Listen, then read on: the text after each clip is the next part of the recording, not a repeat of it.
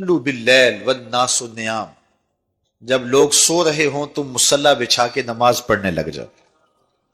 تمہارا رب کے ساتھ تعلق اس قدر مضبوط ہونا چاہیے کہ ایسے وقت میں کہ جب لوگ سو رہے ہوں تو تم سجدہ ریز ہو جاؤ، تاکہ ریاکاری کا امکان بھی مسترد ہو جائے۔ تو یہ چار کام جب تم کرو گے، رسول کریم نے ارشاد فرمایا تدخل الجنہ بالسلام، جنت میں سلامتی سے داخل ہو جاؤ۔ راستے کے جو مراحل ہیں، جنت کے اندر پہنچنے کے جو مراحل ہیں، وہ بھی سلامتی سے طے ہو جائیں گے۔ قبر بھی، حشر بھی، میزان بھی، پلزرات بھی، سارے مراحل آسانی سے طے ہوتے چلے جائیں گے اگر تم یہ چار کام کر لو۔ ان تین کاموں کا تعلق ہماری معاشرتی زندگی سے ہے، اور رات کی تنہائیوں میں مصلی بچھا کے نماز پڑھنا، اس کا تعلق جو ہے وہ ہماری نجی زندگی سے ہے، اور وہ جتنی تنہائی میں ہو اس قدر ہی اللہ کی رحمتیں زیادہ اترتی ہیں۔ دکھلاوے کی نمازیں اللہ قبول نہیں کرتا۔ قرآن مجید میں سورہ ماعون کے اندر ارشاد فرمایا سو خرابی ہے ان نمازیوں کے لیے جو اپنی نمازوں سے غافل ہیں اور لوگوں کو برتنے کی چیزیں بھی نہیں دیتے۔ معمولی چیزیں جو ایک دوسرے کو ہم عاریتاً دے دیتے ہیں وہ بھی نہیں دیتے اور نماز پڑھتے ہیں۔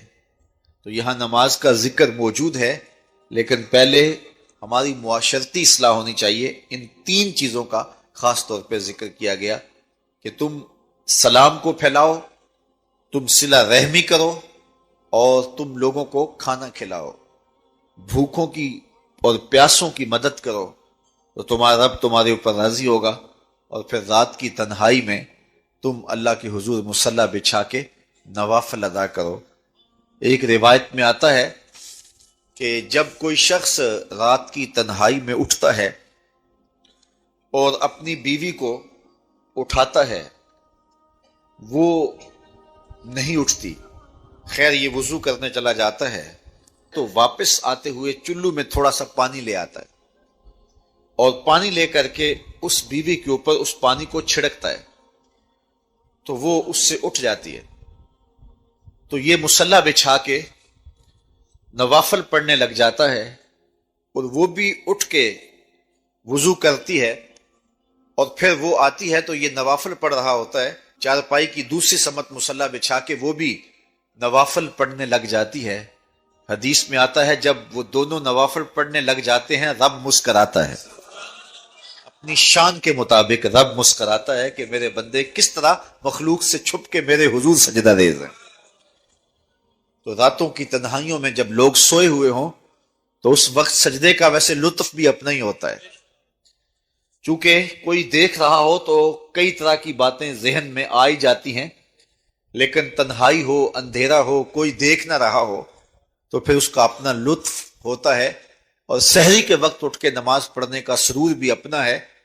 اور میں کہتا ہوں کہ وہ ملنے کی گھڑیاں ہوتی ہیں، انسان کو ان گھڑیوں کے اندر اللہ کی خاص رحمتیں نصیب ہوتی ہیں، اور جو سحری کے سجدوں کا مزاج رکھتا ہے اللہ تعالیٰ اس کے من کے اندر روشنیاں ڈال دیتا ہے۔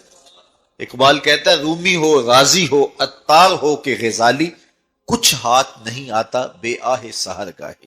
1262 سے لے کر کے 1290 تک خاقان اعظم قبلائی رہا، اس کے اندر دلچسپی پیدا ہوئی، مختلف مذاہب کی طرف رغبت پیدا ہو گئی، اس نے مختلف مذاہب کے ماننے والوں کو اپنے پاس بلایا۔ غلام مرتضیٰ میکش نے یہ تاریخ اسلام میں سارا واقعہ لکھا ہے، اور اس نے بدھ مت کے لاماؤں کو، ہندوؤں کے بڑوں کو، جوگیوں کو، پادریوں کو، سب کو بلا کے کہا مجھے اپنے اپنے مذہب کے حوالے سے کچھ بتاؤ۔ تو جو عالم دین گیا مسلمانوں کی طرف سے، اس نے جہاد کی آیتیں پڑھی جس میں کفار کو قتل کرنے کا حکم نامہ تھا۔ تو قبلائی خان نے کہا کہ تمہارا دین کافروں کو قتل کرنے کی تلقین کرتا ہے؟ اس نے کہا ہاں۔ تو کہا پھر آپ ہمیں قتل کیوں نہیں کرتے؟ تو کہا کہ ہمارے پاس طاقت نہیں ہے۔ تو اگر طاقت ہو تو کہا پھر ہم تمہیں کاٹ دیں۔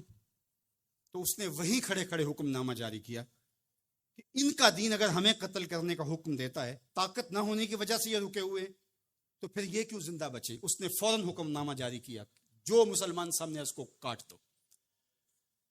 مسلمان گاجر مولی کی طرح کٹنے لگے۔ یہ کلمہ حق کہہ کے آیا تھا۔ اس دور کے صوفی بزرگ اور عالم شیخ جلال الدین علیہ رحمہ، پتہ چلا کہ یہ ایک عالم کی لغزش سے سب کچھ ہوا ہے۔ عالم کا پھسلنا عالم کا پھسلنا ہے۔ تو گئے جا کے بادشاہ کو کہا کہ بادشاہ کیا ماجرا ہوا؟ کہا تمہارا دین ہمیں قتل کرنے کا کہتا ہے اور ہمارے پاس طاقت ہے، پھر ہم آپ کو کیوں چھوڑے؟ تو کہا صاحب وہ دین کی تعبیر کو سمجھتے نہیں تھے جنہوں نے آپ کو بتایا۔ حالت جنگ کے یہ احکام ہیں۔ عام دنوں کے اندر تو اسلام یہ نہیں کہتا، اور حالت جنگ کے اندر آپ بتائیے کون کسی کو چھوڑتا ہے؟ لیکن میرا اسلام پھر بھی بچوں کو چھوڑتا ہے، میرا اسلام پھر بھی خواتین کو چھوڑتا ہے، مذہبی رہنماؤں کو چھوڑتا ہے۔ اس نے کھڑے کھڑے حکم نامہ جاری کیا کہ جو کٹ گئے ابھی تلوار نیام میں ڈال لی جائے۔ تو صاحب جب تک عدل نہیں ہوگا، جب تک آپ یک سیر علم را دامن عقل باید، ایک سیر علم کے لیے 10 من عقل چاہیے۔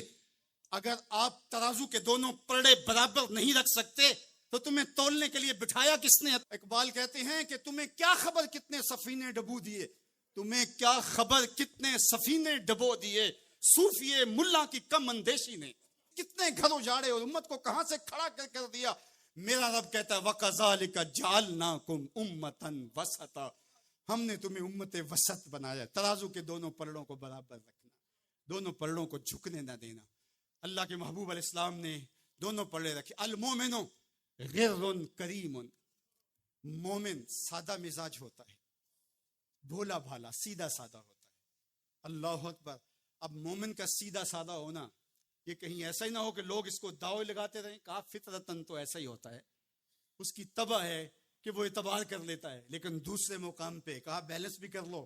میرے حضور نے ارشاد فرمایا لا یلدغ المؤمن من جوہر واحد مرتين، مومن ایک ہی بل سے 2 مرتبہ ڈنگ نہیں کھاتا۔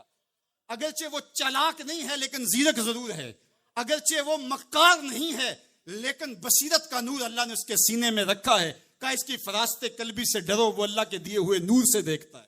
عقیدوں کے اندر جب غلوف پیدا ہوتا ہے تو اغیار کی سازشوں کا ہم نادیدہ اور دیدہ طور پہ شکار ہو جاتے ہیں۔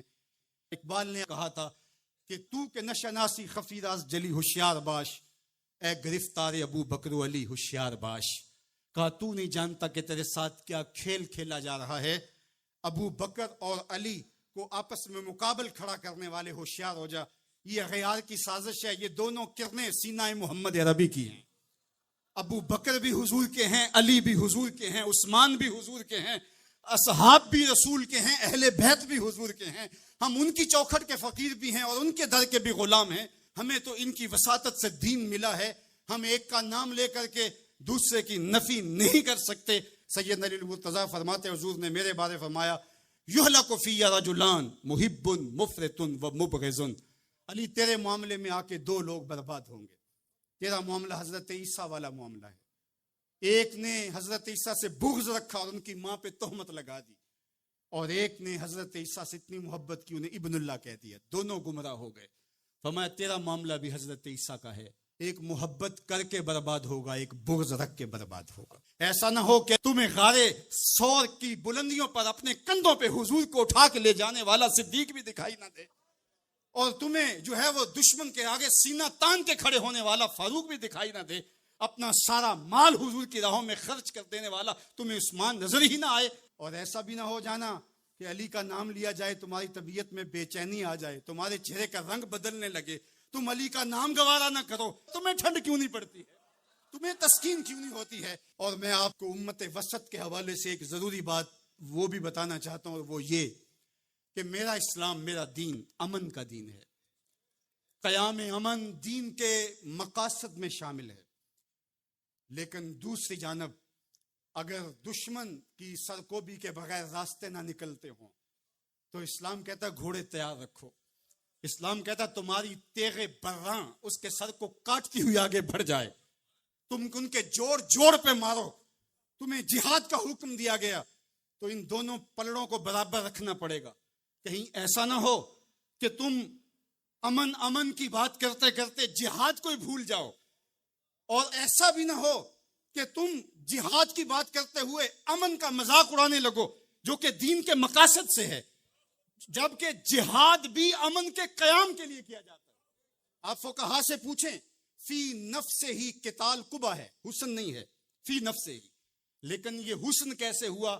لغیر ہی ہوا، یعنی چونکہ قتال سے پھر پائیدار امن آئے گا، لہٰذا یہ مجبوری قبول کر لی گئی۔ تو اصل امن ہے، امن کے قیام کے لیے جہاد کیا گیا، اور اس میں تمہارا نفس نہیں آنا چاہیے۔ حضرت علی کے منہ پہ تھوک دیا جاتا ہے، پیچھے ہٹ جاتے ہیں چھاتی سے، علی کا نفس شامل ہو گیا۔ یہ ہمارا دین ہے، شہادت ہے مطلوب و مقصود مومن، نہ مال غنیمت نہ کشور کشائی۔ تو ہمیں جہاد کے لیے بھی شرائط دی گئی، لیکن اس کا مقصد امن کا قیام ہے۔ تو بعض اوقات ہم یہاں توازن برقرار نہیں رکھ پاتے، اور توازن کا برقرار نہ رکھنا بہت سخت نقصان کا سبب بن جاتا ہے۔ ہم سے غلطی ہوئی کہ ہم ٹکڑوں میں بٹ گئے، ہم گروہوں میں بٹ گئے، اور اس کا نتیجہ کیا ہے؟ آج پوری امت زخم زخم ہے، پوری امت لہو لہو ہے۔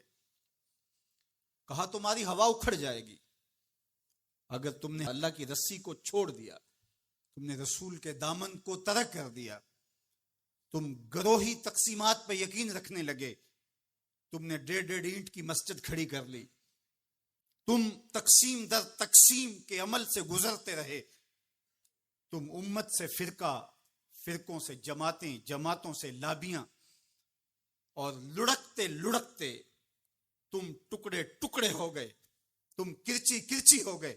وَكَذَلِكَ جَعَلْنَاكُمْ أُمَّةً، ہم نے تو امت بنایا تھا تم نے اپنے آپ کو بانٹ لیا، تم ایک دوسرے کا گریبان نوچنے لگے، تم ایک دوسرے کے جبے پھاڑنے لگے، تم ایک دوسرے کے لیے نفرتوں کے بیج بونے لگے، تمہاری زبانیں انگارے اگلنے لگی، تم ممبر و محراب کے تقدس کو پامال کرنے لگے، تم خواہشات کے غلام بن گئے، تم آرزوؤں کے نوکر بن گئے، تم اپنے نفس کی غلامی میں آ گئے۔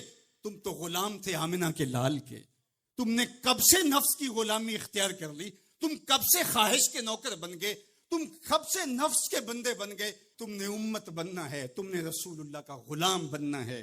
تمہارا لب و لہجہ بتائے ہم حضور کی امتی ہیں، تمہارا طرز زندگی بتائے تم حضور کی امتی ہو۔ تم ترازو پہ کچھ تول رہے ہو تو لوگ دوسری طرف بھی منہ کر کے کھڑے ہو جائیں، یہ غلط نہیں تول سکتا، یہ امت رسول ہے۔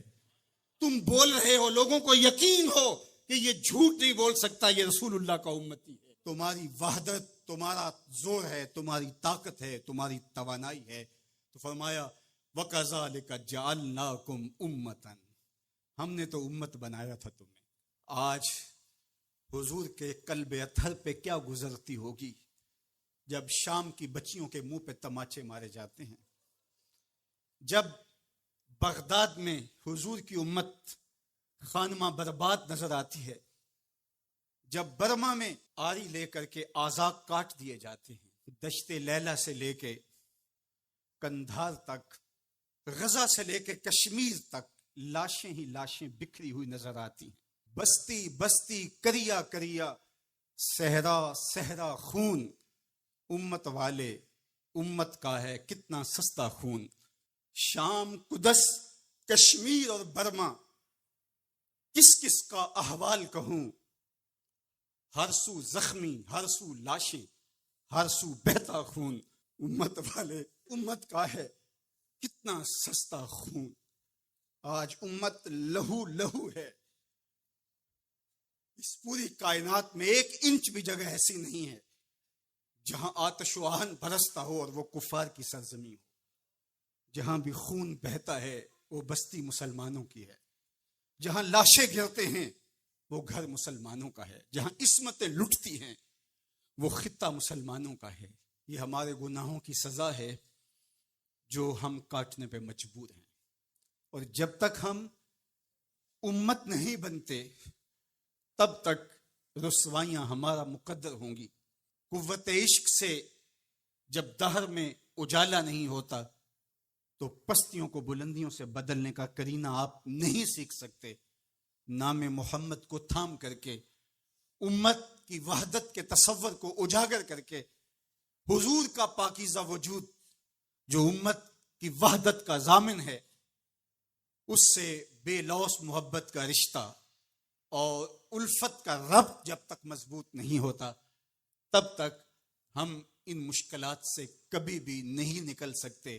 1000 فلسفے تراش لیں، 1000 منطقیں بگھار لیں، لیکن کوئی نتیجہ نہیں ہوگا. تمہیں نتیجہ تب ہی ملے گا جب حضور کے قلب اطہر کو آرام پہنچاؤ گے، جب امت بن جاؤ گے، جب حضور علیہ السلام سے وابستگی اپنا شعار زندگی بنا لو گے، تو پھر دہر میں اجالا اور روشنی حضور علیہ السلام کے نام کے صدقے سے نصیب ہوگی، اور تقدیر کا قاضی تمہاری سزائیں معاف کر دے گا، اور پھر نتیجہ تمہارے سامنے اس صورت میں نمودار ہوگا کہ تم بحر و بر کے مالک ٹھہرو گے، اور کائنات کے اندر حضور کے ساتھ وفا کے رشتے کے نتیجے کے اندر لوح بھی تمہارے ہاتھ میں ہوگا، قلم بھی تمہارا ہی مقدر ہوگا. لیکن شرط یہ ہے کہ تم صحیح معنی کے اندر امت بن جاؤ. وَأَنْتُمُ الْعَالَوْنَ إِن كُنْتُم مُؤْمِنِينَ. یہ میرے رب کا وعدہ ہے، اور میرے رب کے وعدے سچے ہوتے ہیں. کہا تم ان کے بن کے تو دیکھو، عزت کا تاج میں تمہارے سر پہ رکھوں گا. میں آپ سے پوچھتا ہوں، اس دنیا پر، اس عالم رنگ و بو میں، اس مادی کائنات میں سب سے زیادہ آپ کے کندھوں پر کس کے حق ہیں؟ تو آپ سب کہیں گے ماں کے حق. والد اولاد کی تربیت کرنے کے لیے مشقت سہتا ہے، کمائی کرتا ہے، یہ ایک مرحلہ ہے اس کا. ماں 9 ماہ تک اس کو اپنے پیٹ میں رکھتی ہے، ایک مرحلہ یہ. پھر ولادت کا دوسرا مرحلہ، زچہ بچہ دونوں کے لیے موت و حیات کی کشمکش ہے. اور تیسرا مرحلہ اس کی تربیت کا، جس کا باپ شامل ہوتا ہے. تو ماں کے 3 حق بیان کیے اور باپ کا ایک حق بیان کیا. مجھے بتاؤ، وہ ماں اور وہ باپ جو اولاد کو اپنی آنکھوں کا تارا اور نور نظر کہتی ہے، کیا اس کے حق ساری زندگی بھی کوئی لگا رہے تو ادا کر سکتا ہے؟ کسی نے کہا کہ میں نے ماں کو اپنے کندھوں پہ اٹھا کے حج کروایا، اور موسم میں حدت اور گرمی اتنی تھی کہ اگر گوشت کا ٹکڑا زمین پہ پتھر پہ ڈال دیا جاتا تو وہ بھن کے کباب بن جاتا. کیا میں نے اپنی ماں کا حق ادا کر دیا؟ کہا تیری ولادت کے وقت جو اس نے تکلیف سہی، اس تکلیف کے ایک جھٹکے کا حق بھی ادا نہیں ہوا. یہ تیری ماں ہے. کیا تو اتنی بے وفا ہو گئی ہے کہ اس ماں کی مرضی اب تیری مرضی نہیں رہی؟ وہ باپ جس کی ہڈیاں بھی درد کر رہی ہیں اور وہ مزدوروں والے اڈے پہ بیٹھا ہے، اور جب کوئی مزدور لینے آتا ہے تو اس سے صحیح طرح سے اٹھا بھی نہیں جاتا، پھر بھی کلی والا ڈبہ اٹھا کے آگے بڑھتا ہے، اور مزدور لینے والے شخص کے ساتھ لپٹ کے چمٹ کے کہتا ہے کہ بابو مجھے لے جاؤ، 10 روپے کم دے دینا، میں نے اپنی بیٹی کی کالج کی فیس دینی ہے.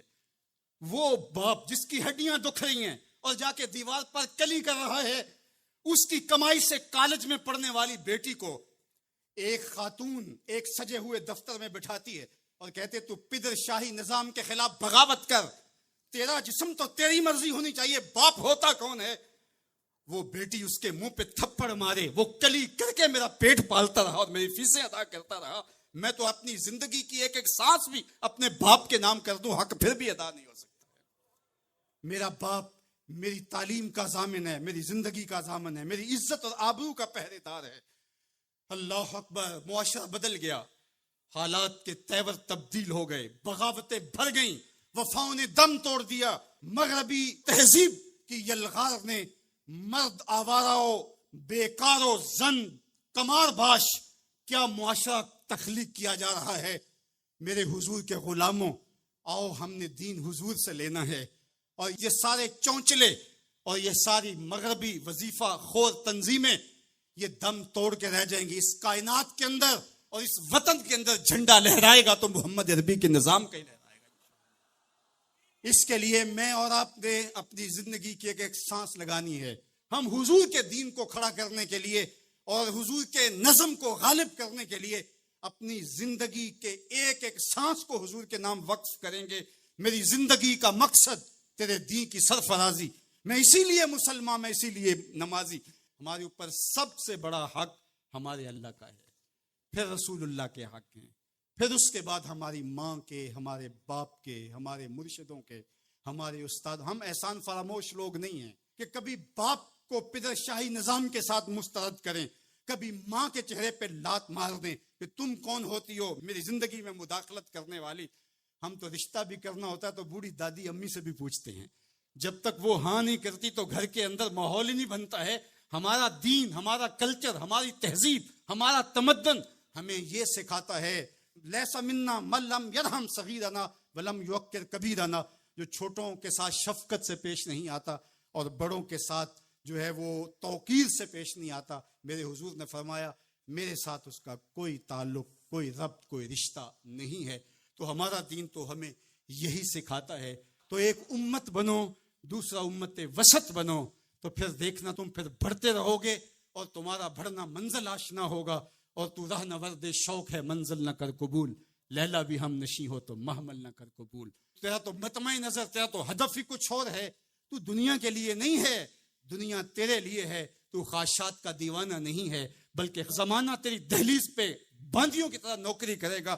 من کان للہ کان اللہ لہو, تو ان کا ہو کے دیکھ زمانہ تیرا ہو جائے گا. میں تو حیرت میں ڈوب جاتا ہوں جب خواتین ہاتھوں میں پلے کارڈ اٹھائے, میرا جسم میری مرضی کا نعرہ لیے میدان عمل میں کود پڑتی ہیں. اور پھر اس سے بڑے دکھ کی بات یہ ہے کہ ہمارا میڈیا ان کے پیچھے کسی نہ کسی انداز سے کھڑا ہو جاتا ہے اور ایک ماحول پیدا کیا جاتا ہے کہ اس کی زیادہ سے زیادہ تشہیر ہو.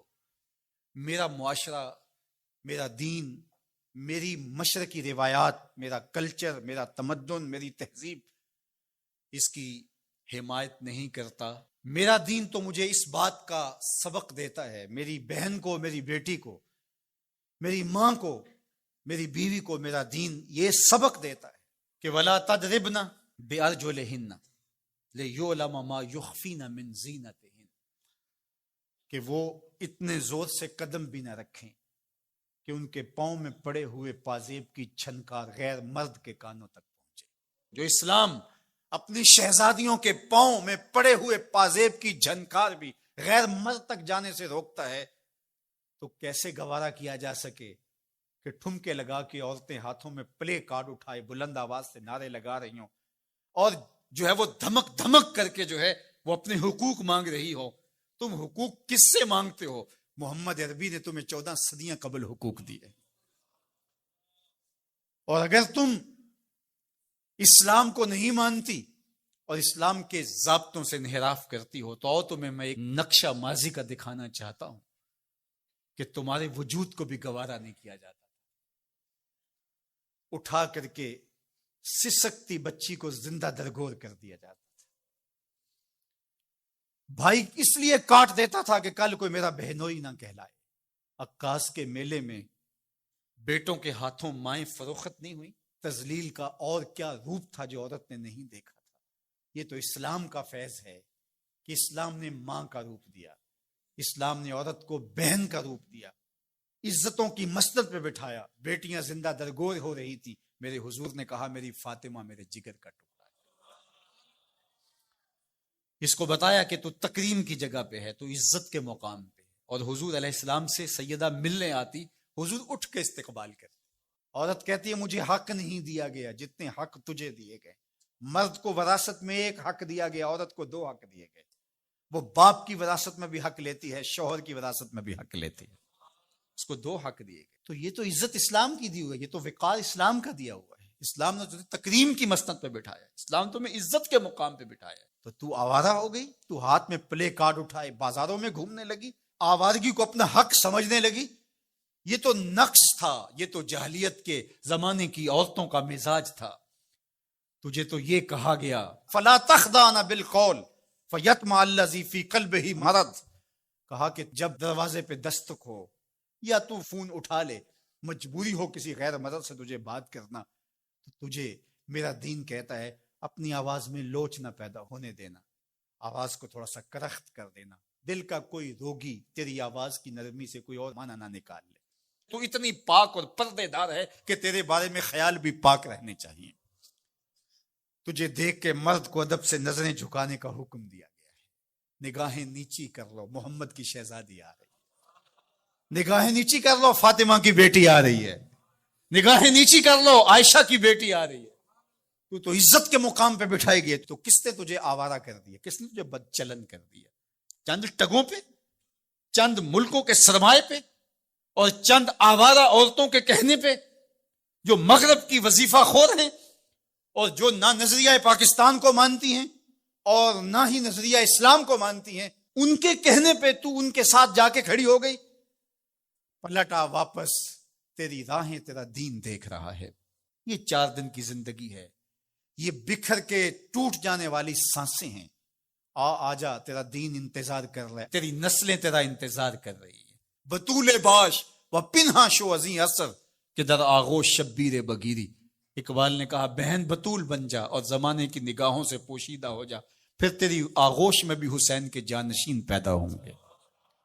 تو مغرب کی ٹینوں نہیں ہے، تو محمد کی بیٹی ہے، اور تیرا پردہ تیرے لیے بوجھ نہیں ہے، تیرے پردے کی ایک ایک سلوٹ تیری آبرو کا پیرا ہے۔ تیرا برقع تیری عظمتوں کا نشان ہے۔ جب تو برقعے میں سمٹ کر، جب تو شرعی پردے کے ساتھ ڈھیلا لباس پہن کے گھر سے کسی کام سے مجبوراً نکلتی ہے، تو فرشتے بھی ادب سے سر جھکا لیتے۔ تمام انبیاء کی طرف سے جو ماضی میں گزرے ہیں، ایک ضرب المثل کے طور پہ بات موجود ہے، اور یہ بات میرے اور آپ کے آقا مولا نے ہمیں پہنچائی، اور وہ یہ کہ اذا لم تستحی فاصنع ما شئت، جب تیرے میں حیا باقی نہ رہے تو جو چاہے کر۔